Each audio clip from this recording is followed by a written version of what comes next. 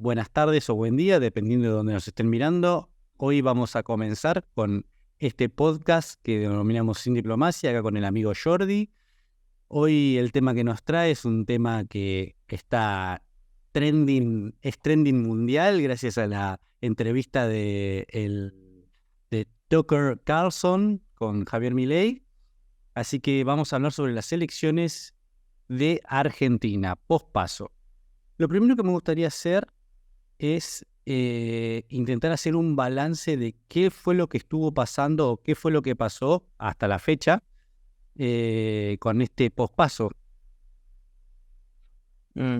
Bueno, gracias por albergarme en la segunda temporada de Sin Diplomacia, donde esperamos tener el feedback que hemos tenido hasta ahora, que ha sido muy agradecido de muchos amigos, especialmente en nuestro último programa más local, en nuestro nivel promedio de audiencia, donde por supuesto hoy tenemos que hacer una continuación temática. Ha pasado más o menos un mes, nos tomamos unos días de asueto y de vacaciones y estamos a un mes, quizá un mes justo cuando podamos emitir este programa para las elecciones de primera vuelta, donde vamos a tener que resituar a las personas para saber qué se va matizando o qué se va confirmando de los resultados que nos dejaron las PASO, donde parece ser que hay alguna diferencia en las proyecciones, pero diferencias, y eso en teoría tendría que ser lo más importante, que no se producen con el que estaba en la cabeza de las PASO y con el que, sorpresivamente para algunos,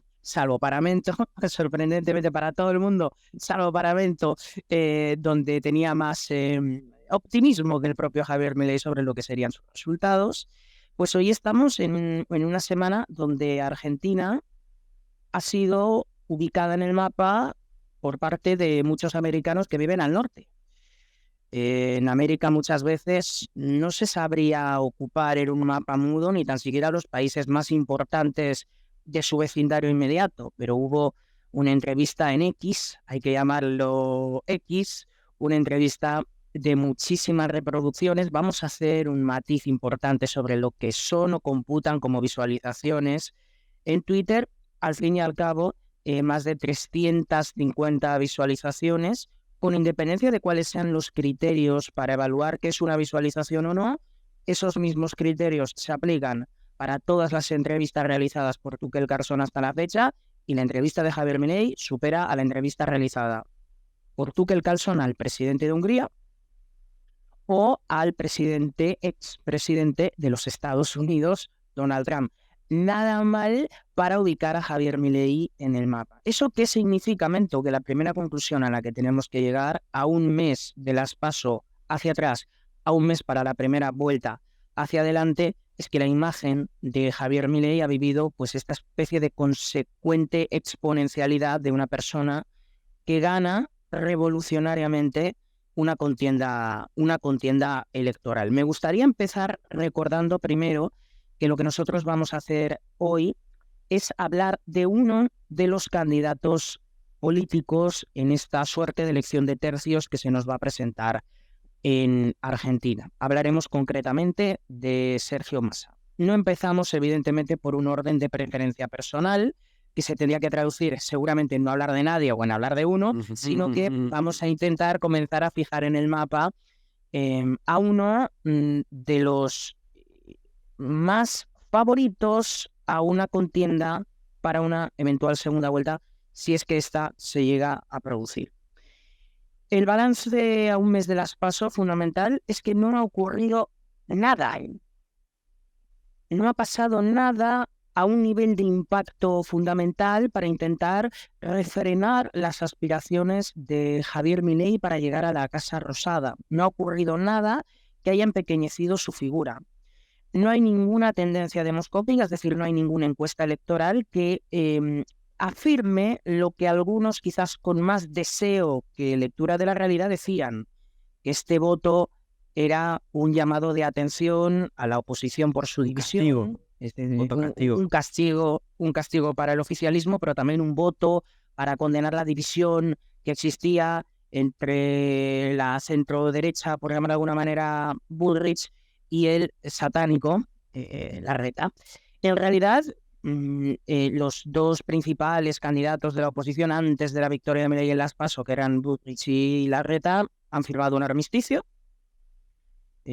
Macri ha dicho que su candidata es Patricia Bullrich, el expresidente argentino, cuando se había especulado que él había asumido incluso una figura de intermediación entre sus dos candidatos, como si realmente tuviera dos candidatos.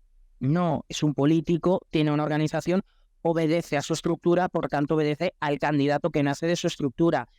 Es más, lamento desilusionar a algunos macristas, no sé si Milei está entre ellos, pero lamento desilusionar a algunos macristas y me atrevería a decir que si Larreta hubiera salido el ganador de su espacio, Macri hubiera sido leal a su partido para apoyar a Larreta, a pesar de que Larreta estuviera en unas supuestas antípodas ideológicas que en su gobierno no se llegaron a ver como antípodas ideológicas. Lo que sí podemos decir como principal elemento a destacar, que sí es distinto a lo que pasó en las PASO, es que Sergio Massa parece consolidarse en la segunda posición.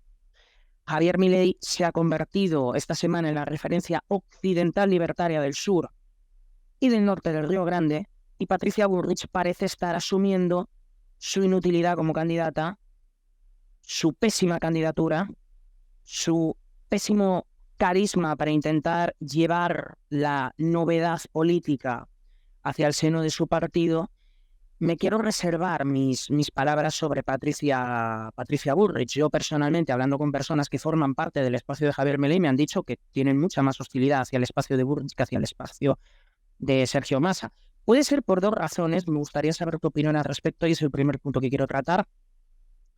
Puede ser quizás porque hay operaciones de derribo a Javier Milei mucho más fuertes dentro de Juntos por el Cambio, porque Javier Milei es mucho más invasivo con Juntos por el Cambio porque están peleando en lugar de la oposición. O sea, el espacio que realmente Javier Milei está ocupando antes de pelear por la presidencia es pelear por la oposición legítima, y eso genera que los roces con Juntos por el Cambio sean mucho más combativos y existan varias operaciones que lo intentan alinear incluso con Massa en cuanto a la formación de candidaturas, la existencia de listas que estarían confeccionadas con el justicialismo, todas estas cosas, o también porque esas mismas personas, insisto, formando parte, digamos, del electorado de Javier Milei, son mucho más hostiles a Juntos por el Cambio, quizás porque son antiguos votantes de Juntos por el Cambio y son personas que se han visto a sí mismos de alguna manera votando a una parte de la díada del fracaso argentino. Lo cierto es que hay una hipótesis que tenemos que descartar.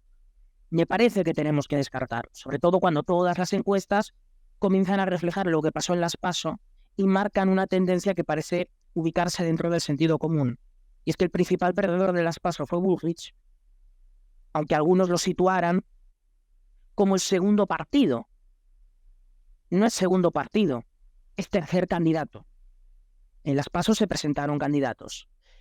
Dijimos y apuntamos en nuestro último vídeo que era ilegítimo hacer una traslación perfecta de votos de todo el espacio de Juntos por el Cambio, como si todos los votos de Larreta pudieran traducirse hacia el apoyo a Bullrich, o como si todos aquellos que votaron a Patricia Bullrich pudieran mantenerse en Bullrich cuando muchas personas quizás hicieron un voto estratégico para asegurarse una candidatura de derecha liberal, entre comillas, en el caso de que Javier Milei no apuntara las mediciones que al final ha terminado cosechando. La primera conclusión a la que podemos llegar entonces es que podemos comenzar a despedir a Juntos por el Cambio como fuerza para poder ganar las próximas elecciones presidenciales. Por supuesto, de rigor tenemos que decir que esto simplemente lo tenemos que decir de manera provisional y que eso incluso, dado que Juntos por el Cambio tenía consolidada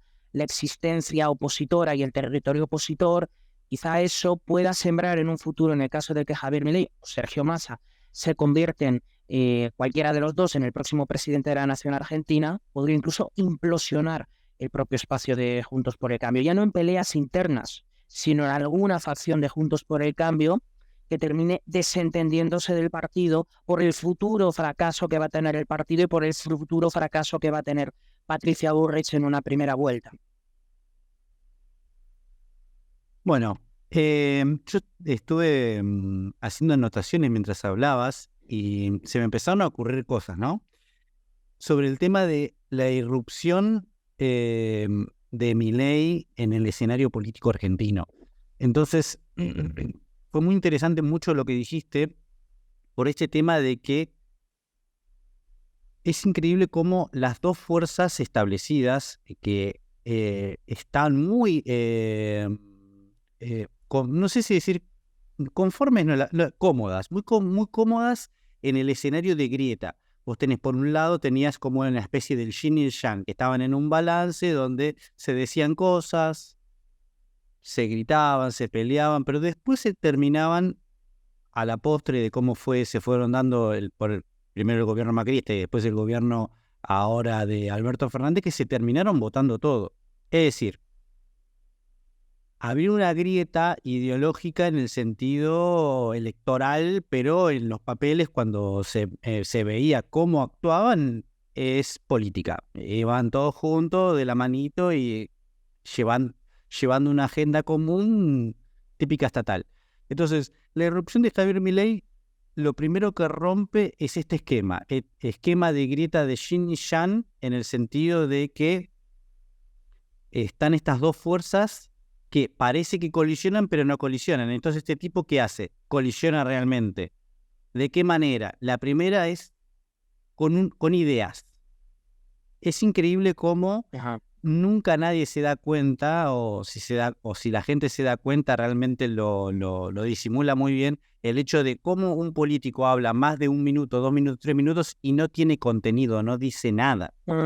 Entonces, Milei en 3 minutos, a pesar con fallos a la hora de comunicación, por un tema de que trata de condensar un montón de teoría que no le interesa a nadie, al oyente no le importa, un montón de cosas. Se lo dijo Cavallo, se lo dijo Cavallo. Esa fue una crítica que le hizo Cavallo. Entonces, este tema de esta condensación, ¿no? de información que no le importa a nadie, no lo supieron manejar, en el sentido de que no tienen para dar una respuesta a los políticos argentinos. En este caso hay que hacer el énfasis obviamente en la elección, que es obviamente Bullrich y Massa, no tuvieron manera de dar una respuesta a este tema de la agenda. Entonces, ¿qué hicieron? Siguieron la agenda de Milei. Entonces, este tipo de la nada, porque es así, porque de la nada, marcó el rumbo político argentino. ¿Qué quiere decir? Que hizo, si tuviésemos que agarrar y hablar de derecha-izquierda, llevó toda la dirección de las ideas y el debate político argentino hacia la derecha, ¿no? Eso es lo primero. No supieron dar una respuesta a la agenda que propuso Milei, entonces acompañan la agenda de Milei.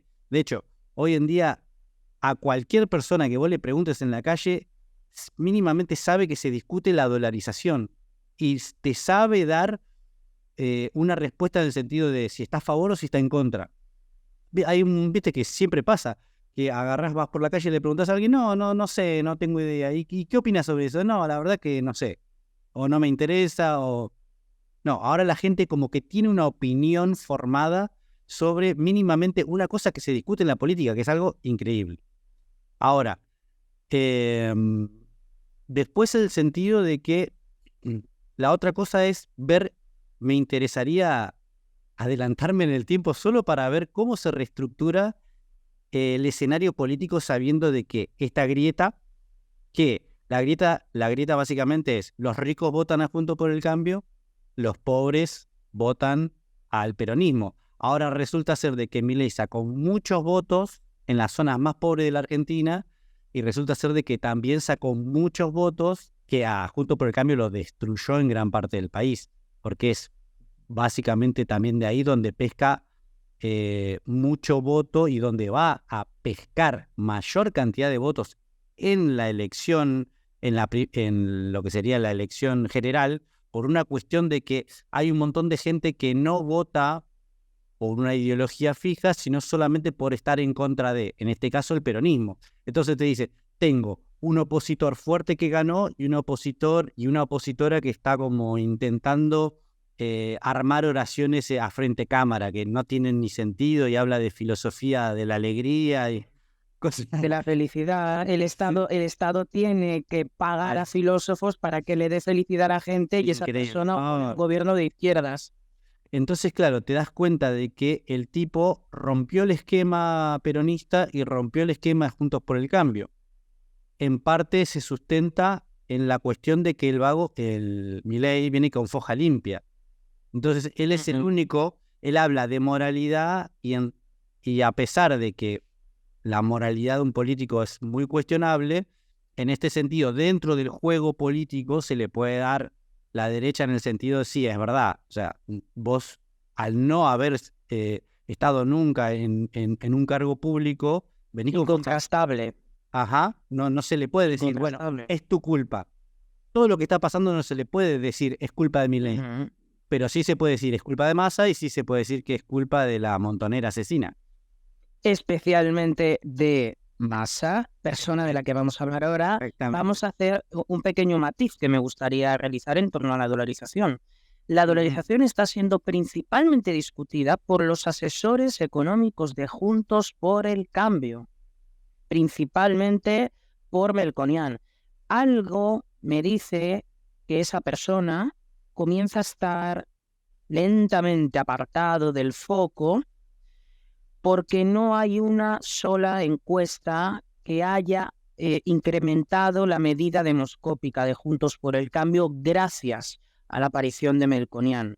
Y eso tendría algo de sentido porque yo creo que Melconian lo que hace es extremar uno de los hechos que te apunté el último día, y es que Bullrich era una miniatura de Javier Milei. Bueno, Melconian en sus propias formas, en su propia intensidad, en sus propias lágrimas, en su propio enfado, en sus golpes en la mesa, el alinear.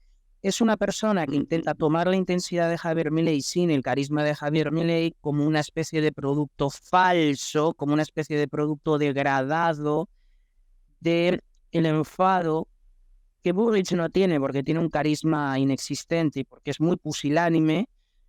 Toda esta efervescencia explosiva de su juventud, permíteme utilizar el término explosivo, en su juventud, lo ha dejado de tener absolutamente a día de hoy. Antes de ir a Massa, me gustaría repasar encuestas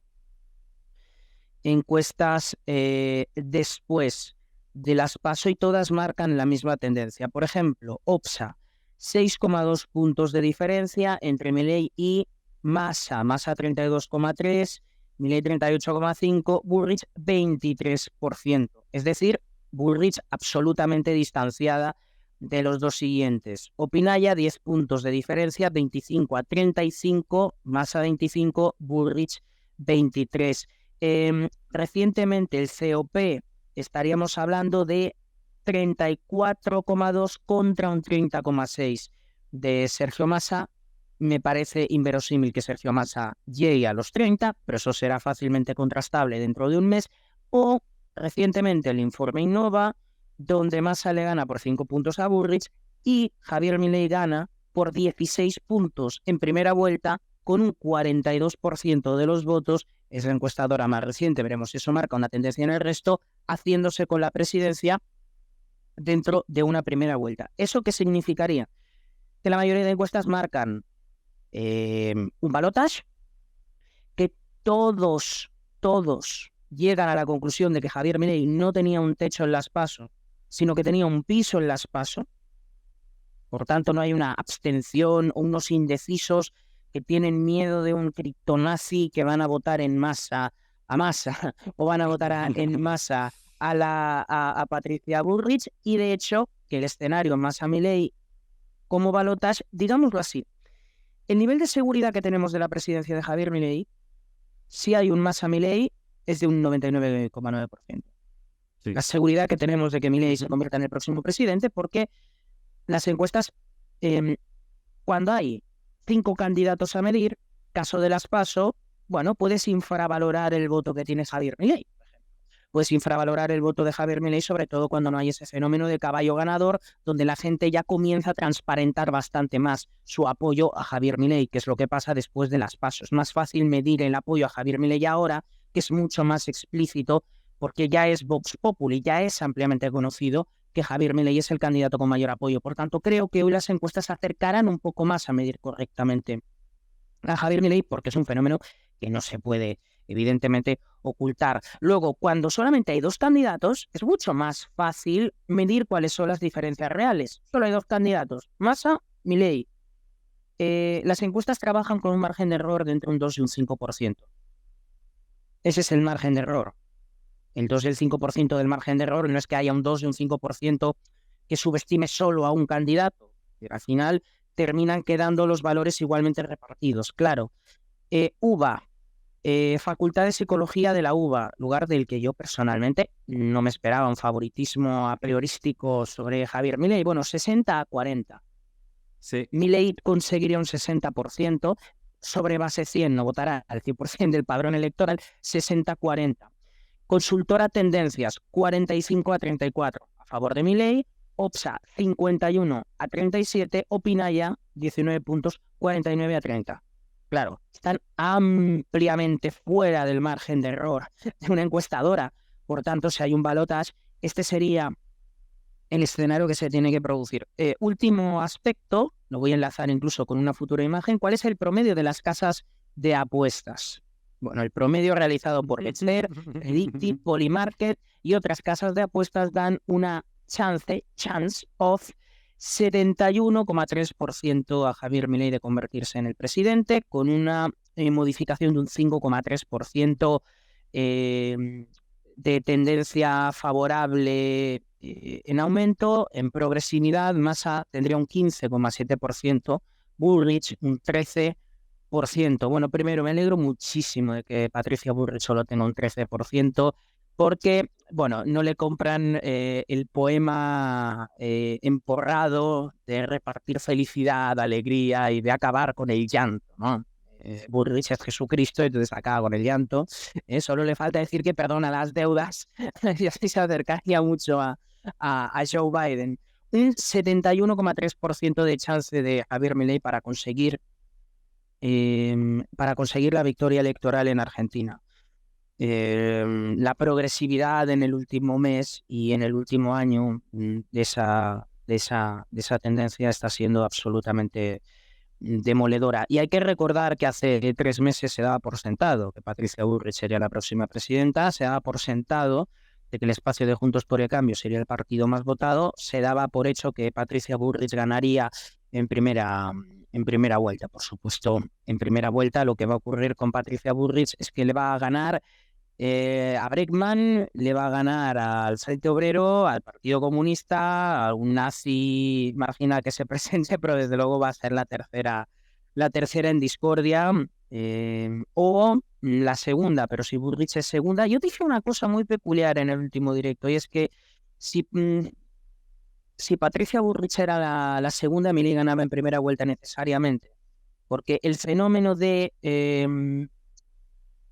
deshincharse de Patricia Bullrich es inevitable, dado que existen incluso encuestadoras que marcan esta inverosímil cifra de que habría un 20% de votantes de Larreta que se marcharían a Javier Milei, cuando Javier Milei, después de las PASO, llegó a sugerir que él no estaba discutiendo ese bolsón de votos, que él no le discute votos a Larreta. ¿No es verdad?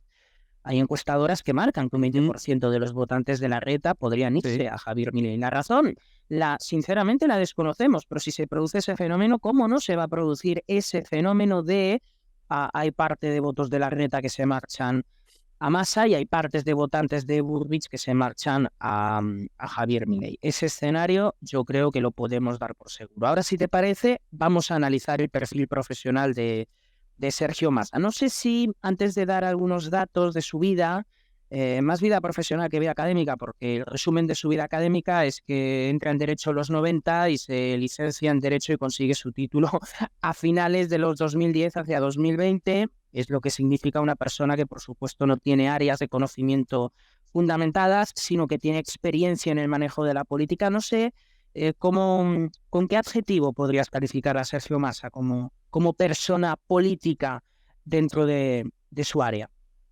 Y yo creo que hay un documental que sacó Moraz sobre Massa. No sé si sigue online porque me parece que se lo bajaron en su canal Los Liberales. él habla mucho sobre las conexiones internacionales que tiene Sergio Massa. Entonces, Massa, a pesar de tener un currículum académico muy acotado, porque la verdad es esa, no es una persona que se caracterizó por justamente tener alguna, por ejemplo, alguna carrera dura real, porque sabemos que Milei. se recibió, exactamente, se recibió, pero de una manera media dudosa, digámoslo así. Pero sí es una persona que tiene habilidades sociales. Es una persona muy hábil a la hora de hacer política. O sea, eso es innegable. Es una persona que trepa, es una persona que tiene este don, porque es un don para hacer el mal en realidad, si te pones a pensarlo. Porque es una persona que llega a este tipo de acuerdos, es una persona conciliadora en la parte negativa de la palabra, porque no es conciliador para evitar algún tipo de conflicto o pelea, por ejemplo, entre vos y yo, que se va a poner en el medio de nosotros dos para decir, no, muchachos, por favor, no peleen. No, en realidad es conciliador solamente para sacar provecho económico o ideológico de su posición. Y de hecho creo que su fuerte es ese. Entonces, mi opinión es esa, que para hacer política es un gran político. Es un gran político. Eso lo transforma en una muy mala persona, obviamente, porque él reúne todos los valores negativos que puede tener una persona para hacerlo exitoso en lo que sería el campo de la política. Todos los medios políticos son coactivos. Por tanto, todos los medios de progresión dentro de la política implican un juego de suma cero donde a las personas a las que has dejado atrás, las has dejado atrás pisándoles la cabeza. Es un hecho de la política que mencionaba Hayek. Claro, cuando Milei es el único de su partido, el partido lo funda él. Veremos qué pasa cuando a partir de la segunda legislatura de Milei, veremos si llega, pero hombre, Milei puede ser un buen presidente de Argentina. Puede ser un buen presidente de Argentina si arregla las competencias económicas y el conocimiento y la ciencia económica la tiene de su lado para mejorar bastantes cosas dentro de su país. Bueno, si las cosas le van bien, se van a pegar cabezazos para reemplazar su propia autoridad. Y no hay un líder natural detrás de Javier Milei. Bueno, su hermana tiene expertise, no. Por tanto, todas las fuerzas de naturaleza política, todas tienen peleas a golpes de paraguas para intentar apartar a algunas personas y meter a otras. El caso de Javier Massa, el caso de Sergio Massa, es agudo en esos términos. ¿Qué podemos decir? Pues que es un trepador político contumaz. En su currículum está una experiencia política muy grande. Insistimos, política donde no hay los sistemas de recompensa relacionados con lo que uno puede conseguir en el mercado abierto competitivo, porque los resultados de Sergio Massa nunca han sido buenos políticamente, y a pesar de eso ha sido presidente de la Cámara Argentina de la Nación entre 2019 y 2022, líder del Frente Renovador, que es la fuerza apéndice con el Frente de Todos, con el que ganó el compromiso electoral del 2019, fue director ejecutivo de la Administración Nacional de la Seguridad Social entre 2002 y 2007, se desempeñó como jefe de gabinete designado por la presidenta Cristina Fernández de Kirchner entre el 2008 y el 2009 y fue un fracasado candidato a la presidencia en las elecciones del 2015. En el sincretismo tan característico que existe dentro de los sectores peronistas argentinos, donde lo mismo hay personas de centro-derecha, con gobiernos, por ejemplo, menemistas, como los hay dentro de un izquierdismo más pronunciado, como los gobiernos de Cristina o de Néstor. Massa empezó formando parte de la UCD, que es una fuerza liberal conservadora. El partido tuvo históricamente un fuerte poder en la provincia de Buenos Aires, sobre todo dentro de la capital federal en los 80 y en los 90. Fue uno de los pocos partidos liberales o conservadores liberales que tuvieron popularidad durante el siglo XX. Allí estuvo Sergio Massa.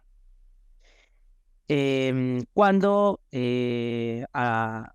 Alzogaray formó la Unión del Centro Democrático como un espacio que retuviera parte de esa orientación ideológica. Algunos de sus miembros fueron miembros y funcionarios de dictadores, Aramburu, Onganía. Claro, alguien podría ser lo suficientemente demagogo como decir Sergio Massa en su juventud apoyó tácitamente alguna clase de dictadura porque formó parte de una organización que contaba con exfuncionarios de la dictadura. No es Javier Milei. Por tanto, no se analiza tanto al pormenor su currículum profesional y sus uniones o sus nexos. No, con Javier Milei se ha hecho asesorado a supuestos empresarios que formaron parte de la casta y entonces hacemos todo un análisis de su trayectoria política, cosa que no hacemos en el caso de Sergio Massa. Varios de los líderes de la UCD se sumaron al gobierno de Carlos Menem, persona a la que se asocia con Javier Milei, pero nunca se asociaría con Sergio Massa, a pesar de que Sergio Massa formó parte de esa organización cuyos líderes los cuales se acabaron uniendo al gobierno de Carlos Menem. Bueno, la organización sufrió una disgregación muy importante después del fallecimiento de Álvaro Alsogaray en 2005 y curiosamente en el 2023, es decir, ahora, a raíz de la candidatura de Sergio Massa, se manifestó desde la organización lo siguiente, y voy a citar las palabras de Andrés Pasamonti, que dice lo siguiente como integrante de esta UCD, por supuesto, completamente desintegrada. La UCD mantiene una coherencia ideológica desde su fundación, sintetizando una alta defensa del sistema republicano de gobierno, la vigencia plena de la economía social de mercado, un Estado pequeño pero eficiente, ocupándose de seguridad, justicia, educación, salud. Es decir, la propia organización en la que Sergio Massa estuvo se está desentendiendo de su candidatura explicando que, bueno, los ideales liberales conservadores no se negocian y Sergio Massa no es que los negocie, que los pisotea siempre que tiene ocasión, estando quizás en uno de los gobiernos más autoritarios que se recuerdan desde la última dictadura militar argentina. Ahora, la pregunta que nos tendríamos que formular ahora es si hubo una mera coincidencia de siglas o si realmente hubo una involucración concreta de Sergio Massa en esa organización que supuestamente le pilla ideológicamente lejos al gobierno de Alberto Fernández. Bueno, llegó a ser presidente de la Juventud Liberal en la provincia de Buenos Aires entre el 94 y el 96. Fue designado en una subsecretaría del Ministerio de Interior gracias al patrocinio del dirigente sindical Barrio Nuevo. En las elecciones del 2007 se presentó en la lista de acción para crecer de Tigre en alianza con el Frente para la Victoria como candidato a intendente por el municipio de Tigre. Y a partir de ese momento comenzamos a ver cómo esta forma híbrida de Sergio Massa de irse uniendo con distintos sectores ideológicamente bastante distintos lo llevó a tener las primeras funciones, llamémosle, ejecutivas. Como anécdota, en su asunción como responsable estuvieron presentes Néstor Kirchner en uno de sus últimos días de función presidencial antes de perder la vida y la presidenta electa Cristina Fernández de Kirchner. También el gobernador electo Daniel Scioli, entre otras autoridades gubernamentales. En julio del 2008 dejó su cargo, renunció y asumió como jefe de gabinete de ministros de Cristina Fernández de Kirchner. ¿Reemplazando a quién? Por aquello de una Argentina no puede ser distinta con los mismos de siempre, reemplazando a Alberto Fernández.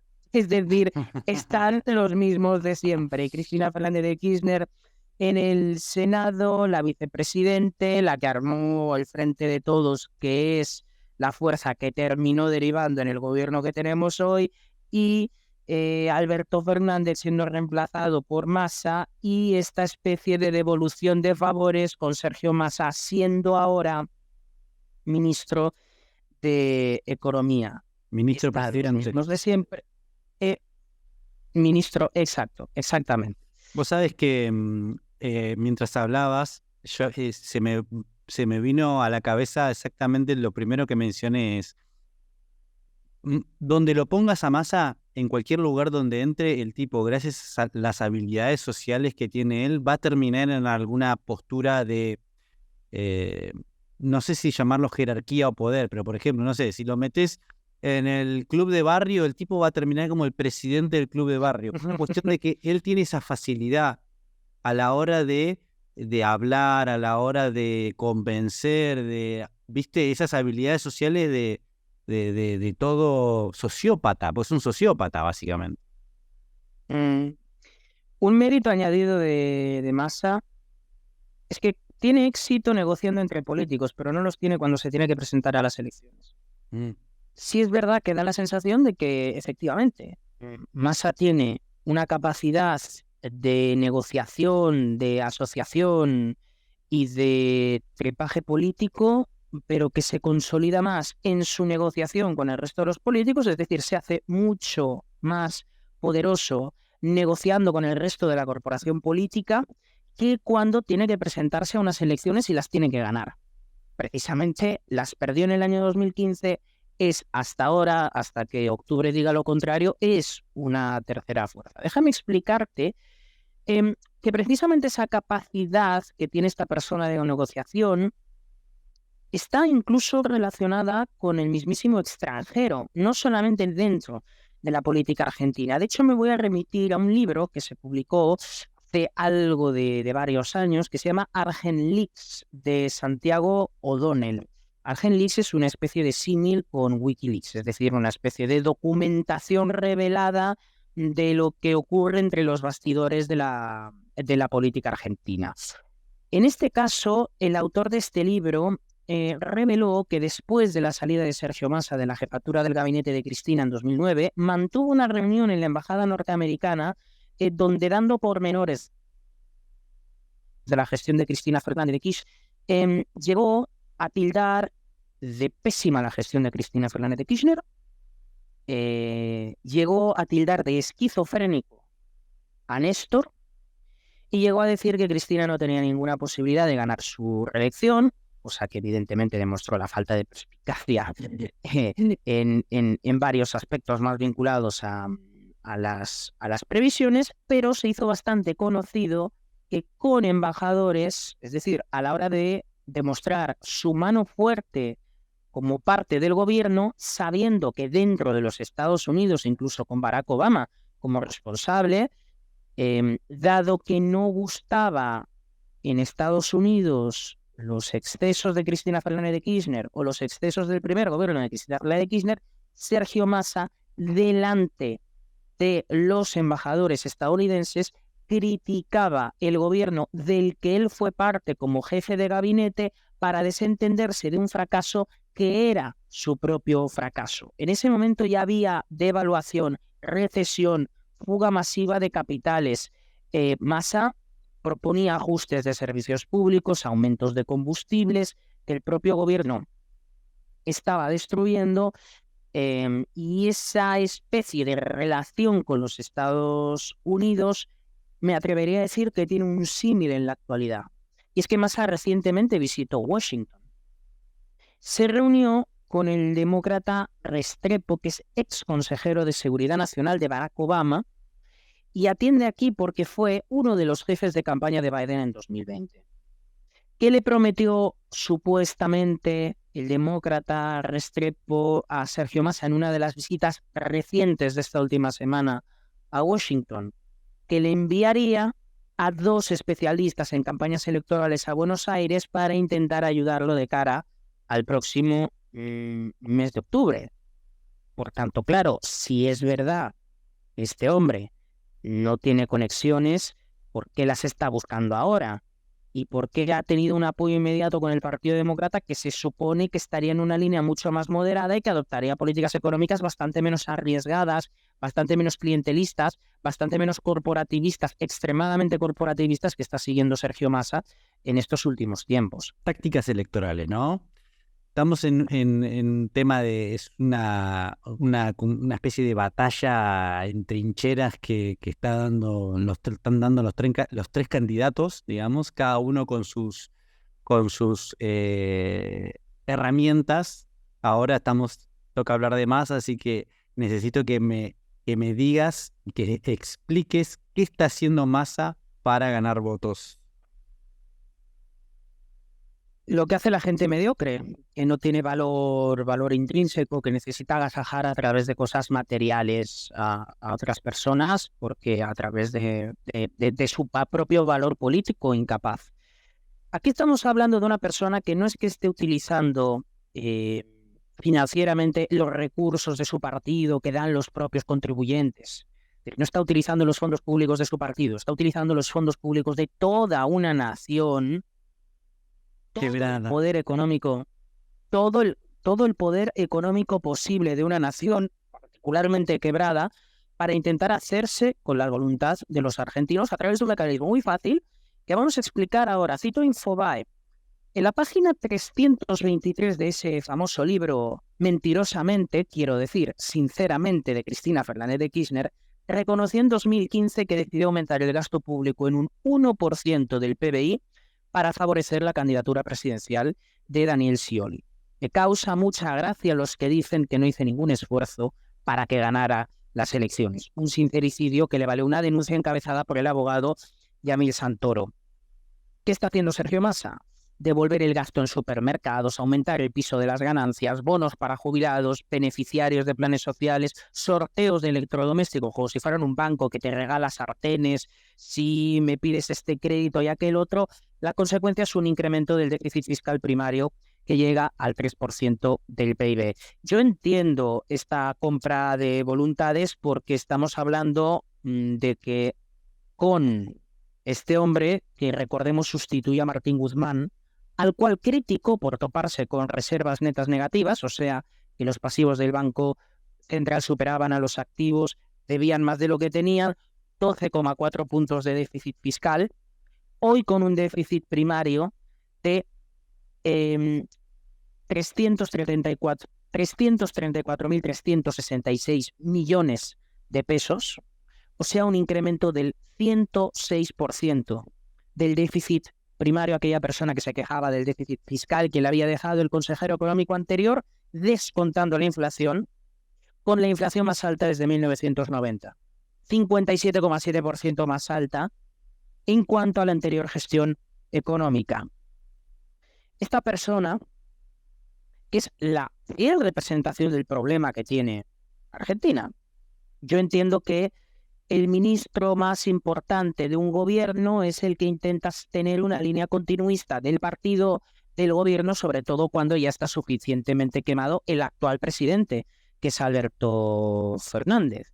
Pero claro, ser el ministro de Economía de una nación pobre, pobreza material, pobreza económica, es decir, directamente relacionado con su cargo, el que quiere auparse para que los argentinos que están viviendo esa pobreza resuelvan una elección dándole el apoyo mayoritario, yo creo que es, bajo mi punto de vista, lo que estamos viviendo, una especie de intento de colocar a Javier Milei por no comparecencia de sus rivales.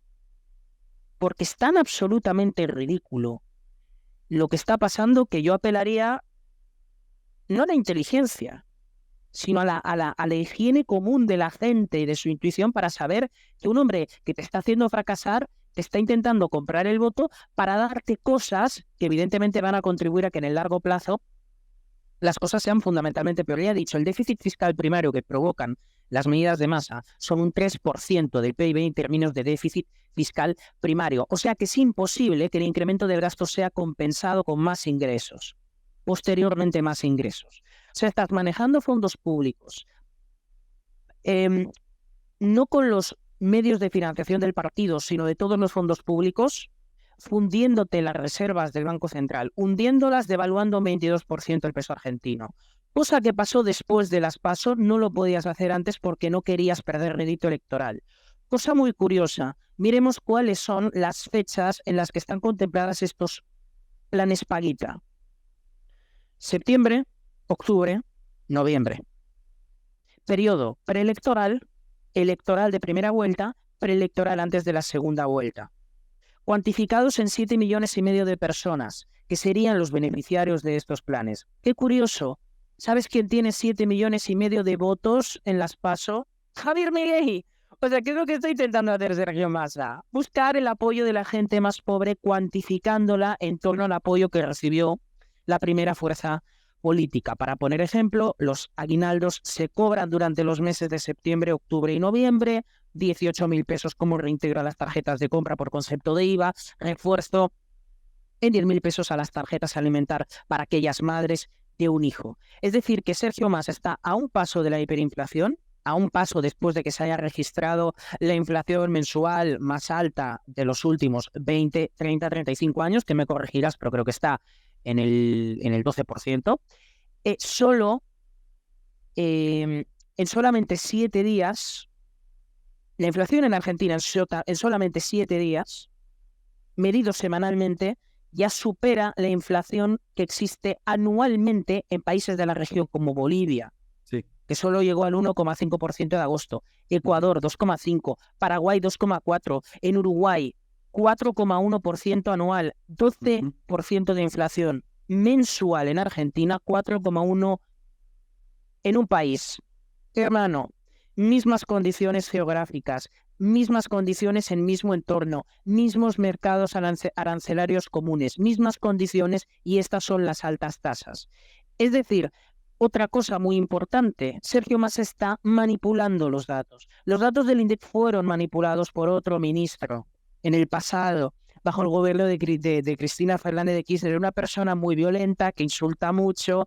Hay un vídeo muy gracioso. Mi segundo fascista favorito.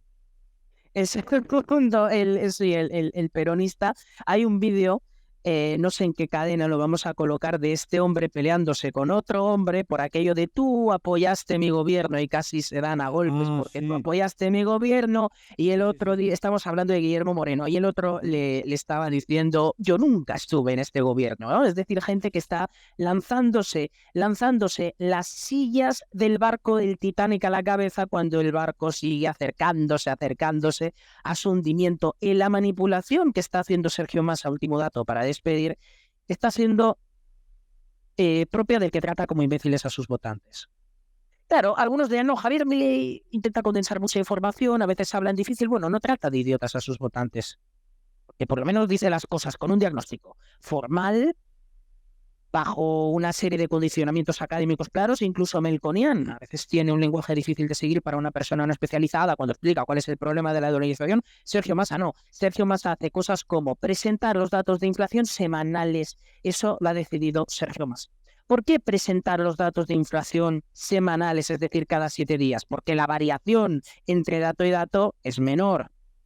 Si tú presentas los datos de inflación semana a semana, no estamos hablando de una variación del tipo 12% de inflación. Es decir, lo que está haciendo Sergio Massa es utilizar el poder propagandístico a lo Goebbels de su fuerza política a través de la fuerza compulsiva y recaudatoria del gobierno, y está utilizando toda una serie de pagos expansivos para comprar votos que forman parte de lo que posteriormente necesitará de una devaluación, de lo que todo seguirá formando parte de déficits primarios y de lo que todo seguirá formando parte de esa hiperinflación que, por supuesto, cualquier persona inteligente sabe.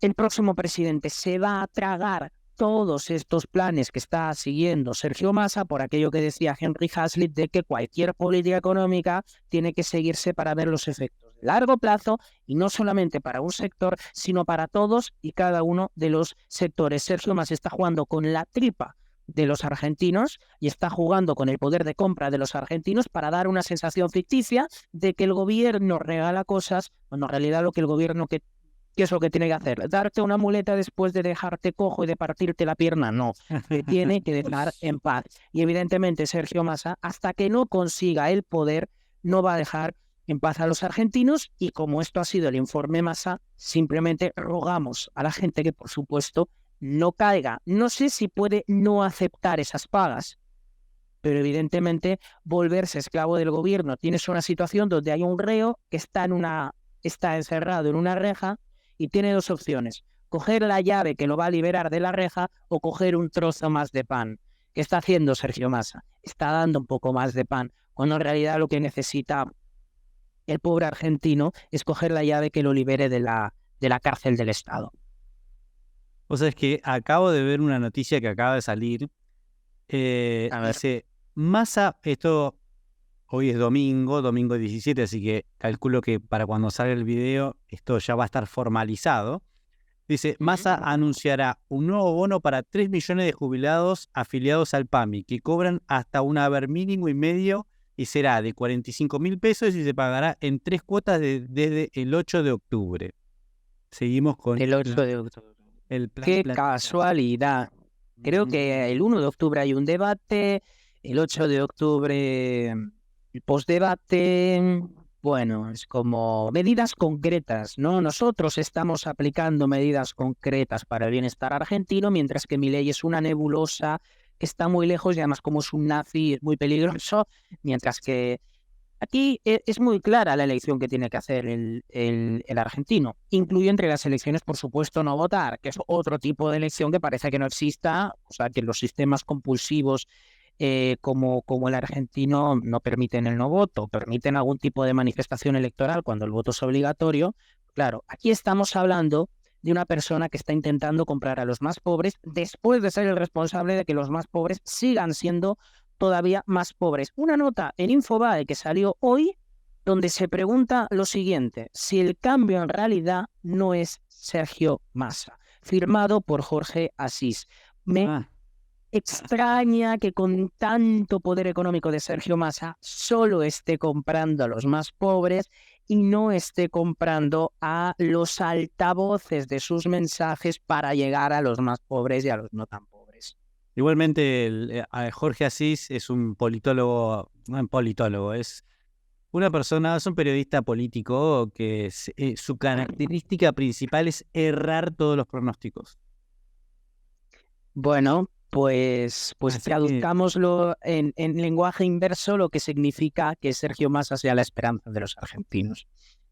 La otra cosa que, ya para cerrar el programa, me gustaría hacer una mención es que en una entrevista que, bueno, no sé si la voy a poder encontrar, Massa admitió diciendo que en las negociaciones el post-paso devaluó un 22%. Cuando le dijeron, escuchame una cosa, esperaste hasta ahora para devaluar, si tenías que devaluar, esperaste hasta ahora para devaluar después, y él como para gigantar su figura política a la hora de la negociación dijo, mirá, el Fondo Monetario me pidió 60%, me lo exige, yo negociando le saqué un 22%.